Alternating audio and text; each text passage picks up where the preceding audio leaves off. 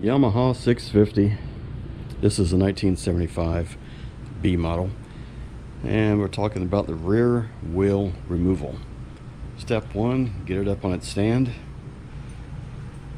and step two is going to be remove the tension bar, which is underneath the right hand side pipe, and it's a 14mm nut right here. Alright, the tension bar should have a cotter pin through the stud that it attaches to. In my case, the cotter pin was missing, so probably whoever took this off last did not put a new one in it. Step three is disconnect the brake rod. Pay attention to how far the adjusting nut is in.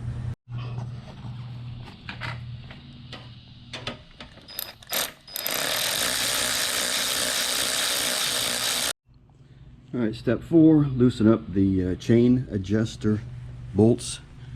You got the bolt, then you got a lock nut. The lock nut is a 14.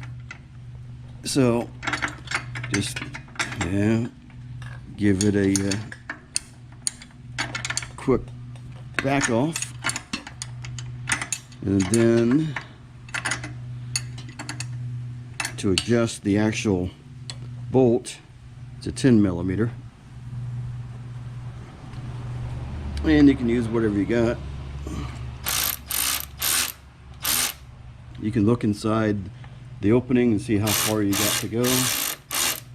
Right now I'm just going to back them out. Do that on both sides. And always remember step 5.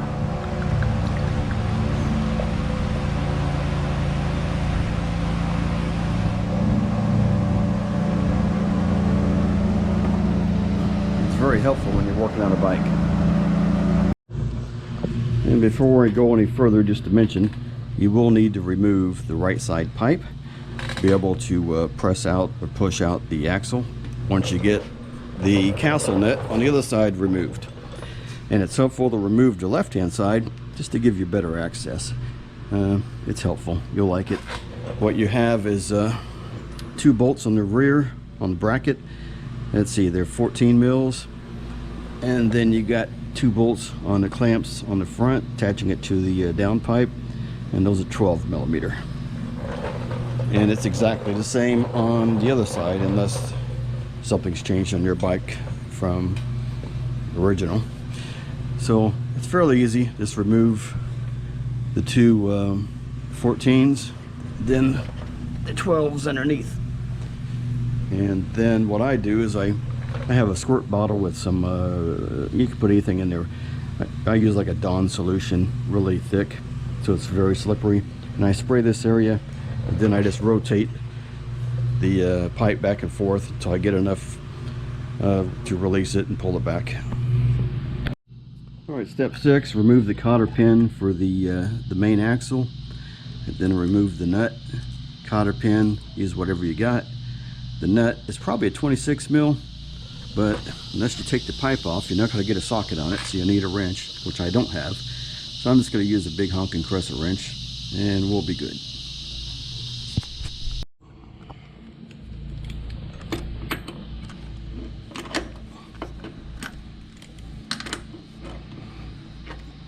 And if you find that the axle turns when you're trying to undo the nut, you have a hole in the top or the head of the other side. You can use an alignment tool or a screwdriver. Basically, once again, whatever you got, you can put it in there and either brace it or hold it, and while you turn the nut, it helps.